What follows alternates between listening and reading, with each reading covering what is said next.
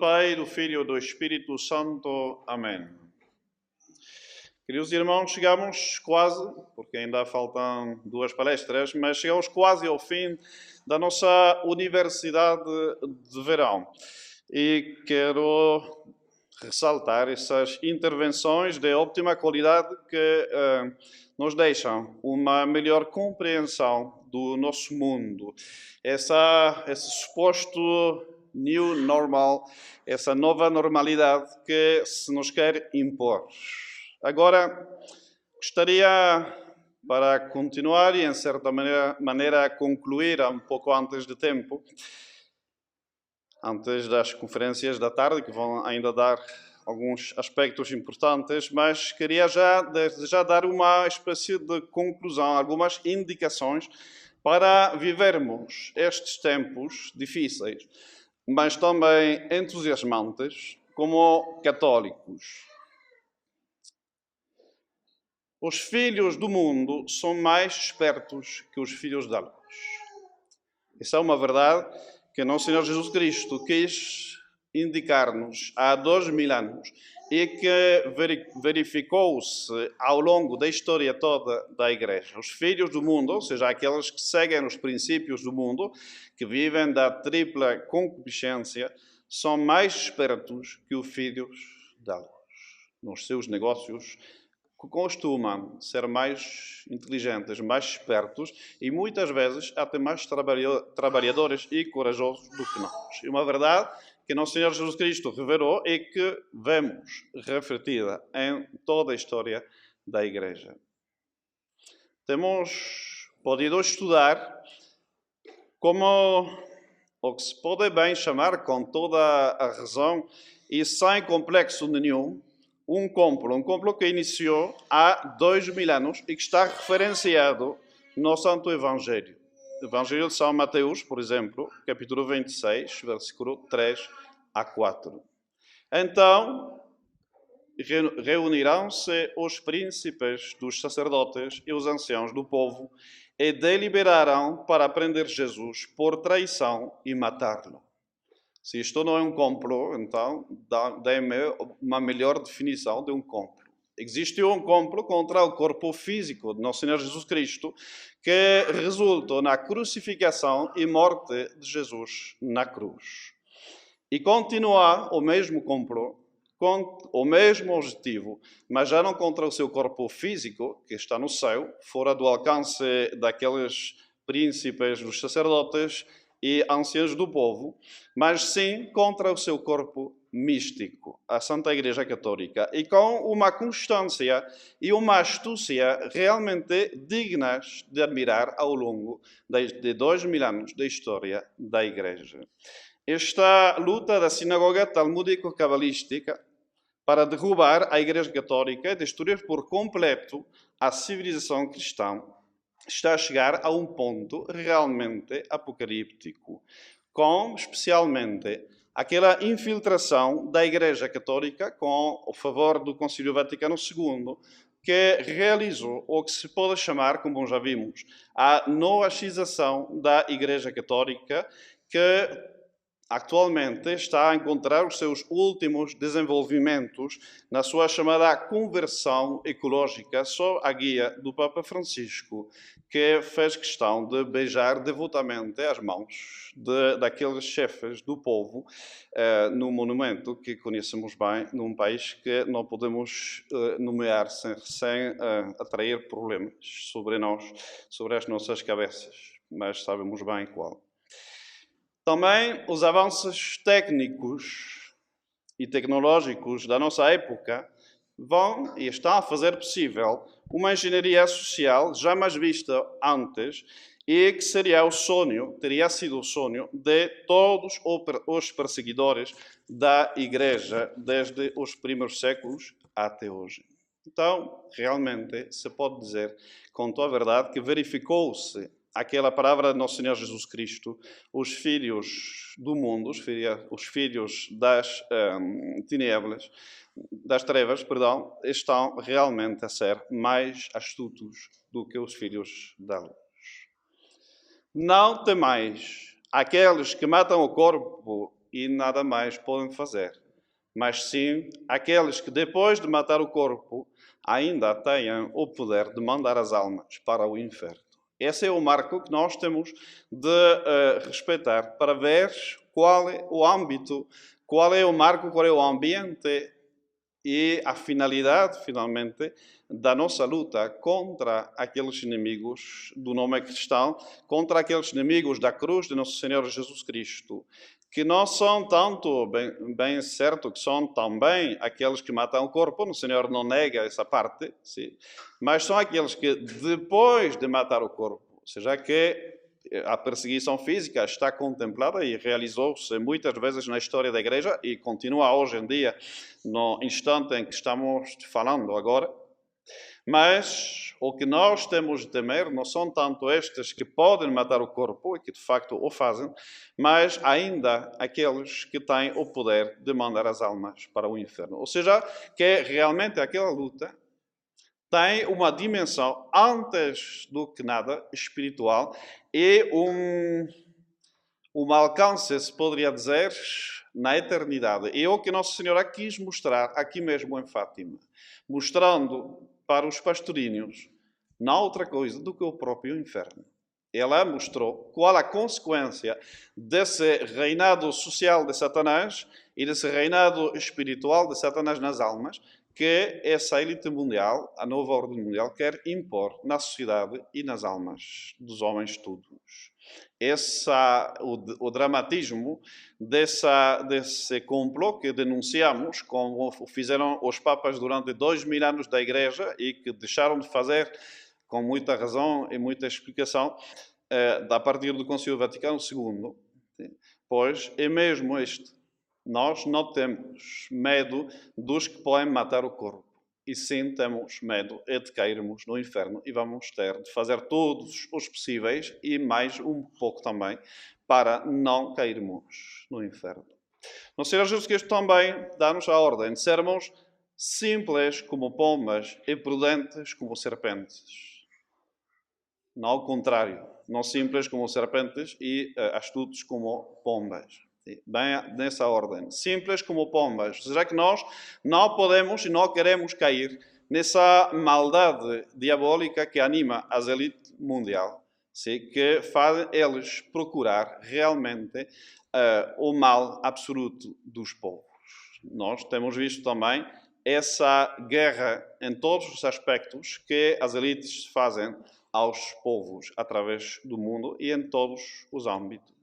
Nós temos de manter aquela simplicidade, aquela bondade, aquela mansidão do Evangelho.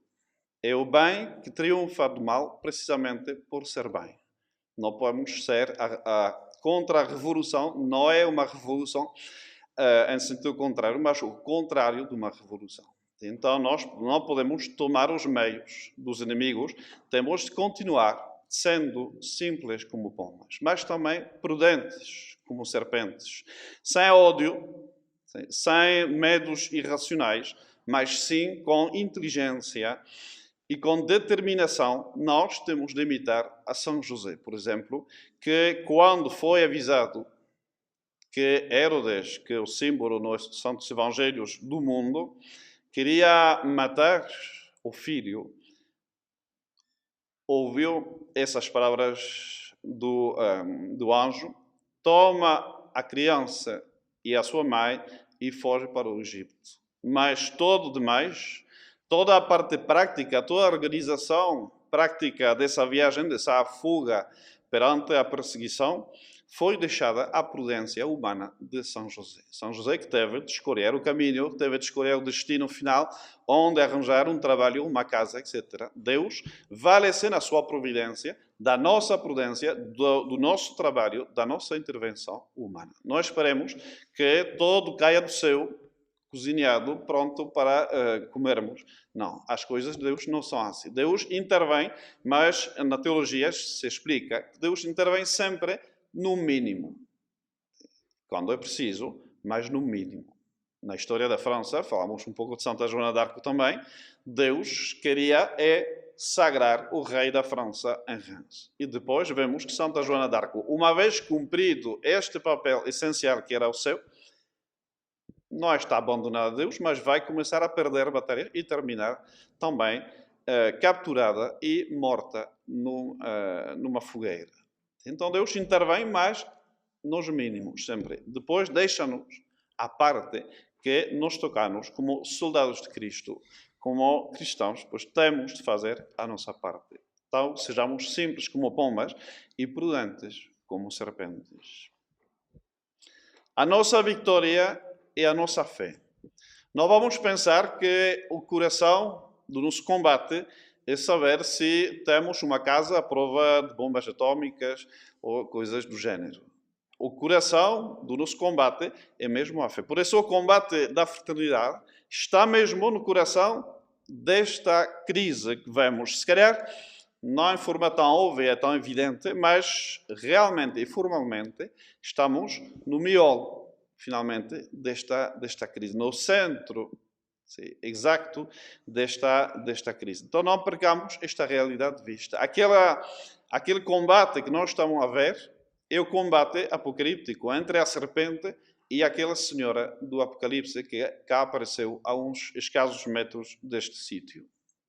É mesmo um combate espiritual, sobrenatural, ao qual nós participamos.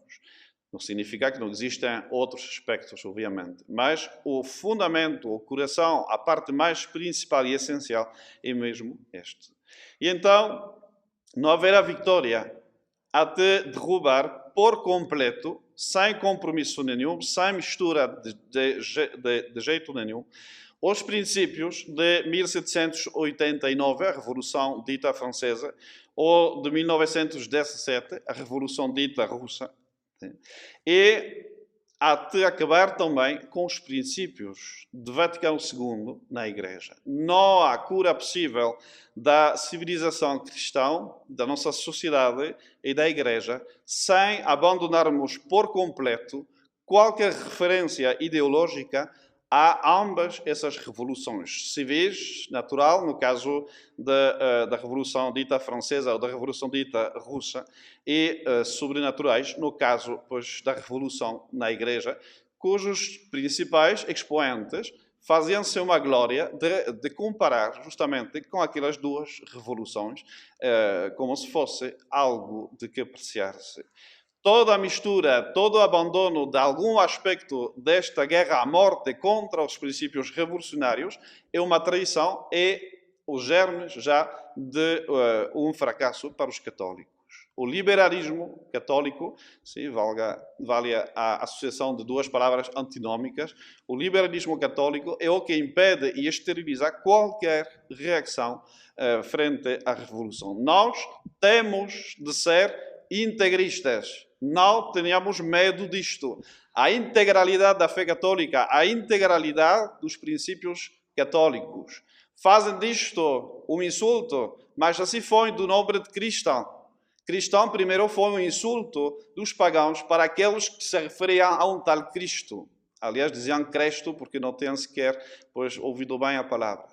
Então foi o nome que foi utilizado pelos pagãos para ridiculizar os discípulos de Cristo. E hoje em dia, este nome é a nossa glória. Nós somos cristãos porque seguimos nosso Senhor Jesus Cristo. Então não tenhamos medo daquela guerra semântica. Vão nos dizer de integristas, de extremistas, de fanáticos, tudo o que quiserem. Já diziam isto dos vendeanos na Revolução Francesa, diziam isto dos russos brancos durante a Revolução Russa. Não tenhamos medo daqueles apodos que finalmente aplicam-se muito mais àqueles inimigos que nos querem impor a ordem antinatural da revolução, antes que a nós, que seguimos simplesmente a ordem das coisas. Os soldados combaterão e Deus dará vitória. Mais uma citação de Santa Joana d'Arco. É necessário o nosso combate também no âmbito político temporal dos leigos. Queridos irmãos, não podemos contentar-nos, se bem é essencial, é a primeira coisa que nós temos de fazer, em pegar no nosso terço, em assistir às missas. É o essencial, é o fundamental, mas não é o único. E então, aos leigos pertence lutar para a defesa da nossa civilização cristã, da nossa igreja, nos âmbitos que são próprios dos fiéis, dos leigos. De facto, fiquei feliz em ver que, tanto em Lisboa como no Porto, houve lá 300 pessoas, cujo número, pois lembrou-me outros 300, que foram aqueles guerreiros gregos, espartanos, exatamente, que pararam aquele exército das Termópilas e detiveram a invasão da nossa civilização cristã pela barbárie oriental. E então, realmente, temos de ter aqueles soldados, aqueles espartanos, que não se importam de morrer, se é preciso, pois perante o inimigo, mas que vão defender, mesmo contra toda a possibilidade humana, que vão defender e lutar pela civilização cristã. Nós não combatemos contra as potências deste mundo, e sim contra os demônios. Então, temos de lembrar-nos de uma realidade, porque espartanos, sim, guerreiros, sim, mas nós que somos? Os nossos inimigos fazem questão de encontrar a sua força preternatural no sangue de crianças sacrificadas a Satanás, que elas bebem como uma espécie de bebida energizante para terem a força natural, se se quer, porque tem adrenalina nisto, mas sobretudo a força preternatural e satânica de lutar contra a igreja. E nós, soldados de Cristo, não vamos poder vencê-los se não bebemos também o sangue, mas não o sangue de crianças inocentes imoladas a Satanás, evidentemente, mas sim o sangue do Cordeiro na comunhão. Se lutamos sem recorrer a essa força sobrenatural dos sacramentos, então estamos destinados ao fracasso. Então, faço um chamamento solene àqueles soldados que admiro pela sua coragem natural, médicos, advogados e simples cidadãos portugueses. Tomem a força que precisem onde está. E está na verdadeira missa, na verdadeira comunhão, não aquela que se dá com luvas e com máscaras já como derrotados, que são aqueles bispos e sacerdotes que cedem ante essa ditadura sanitária, mas sim a comunhão do sacrifício verdadeiro e tradicional da missa, dada com coragem e com bom senso, do jeito de sempre. E então, lá sim, terão a força para vencer os nossos inimigos. O homem que não faz parte dos nossos, mas, enfim, que, como outros, às vezes tem frases bem cunhadas. O Churchill disse, falando dos pilotos ingleses, durante a Batalha da Inglaterra, na Segunda Guerra Mundial, disse essa frase famosa: nunca o destino de tantos homens descansou nos ombros de tão poucos. E então, nós estamos nessa situação, não já para defender uma ilha contra um exército estrangeiro, mas para defender o nosso mundo, a nossa civilização cristã, a Igreja de Cristo, contra a barbárie satânica daquela elite autoproclamada que quer impor-nos o reinado social e familiar e individual de Satanás. Então, é realmente um programa entusiasmante, um programa grande, um programa nobre que nós estamos esperando. E nós sabemos que a vitória é nossa. Não temais, já vence o mundo. É ao fim, o meu coração imaculado triunfará. Assim seja. Em nome do Pai, do Filho e do Espírito Santo. Amém.